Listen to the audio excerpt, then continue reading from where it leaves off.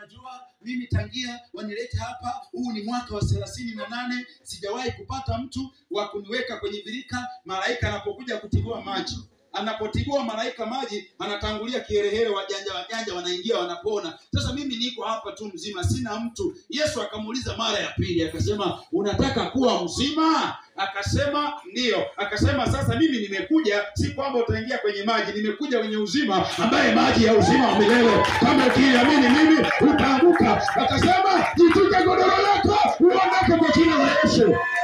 Sema amina.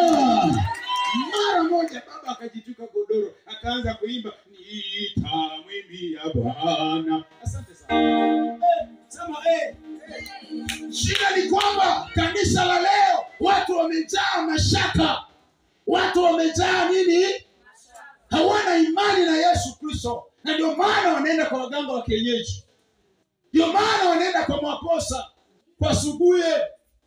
Haleluya. Kanisa nasema haleluya. Shika mkono jirani yako, mwambie, wewe unamwamini Yesu kweli? Sema amina. Sina mtu. Mchungaji anajua sina mtu. Kila kitu sina mtu. Unataka kuolewa? Sina mtu. Sema amina. Bwana Yesu apewe sifa. Unataka kujenga nyumba? Ongea mwenyewe. Nataka kujenga nyumba? Bwana apewe sifa. Nataka kusoma?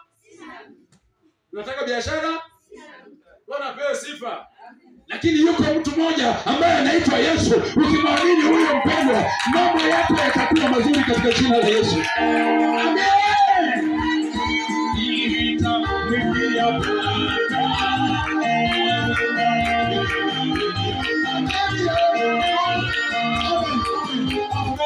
Bwana apewe sifa. Tumsikilize sasa huyu.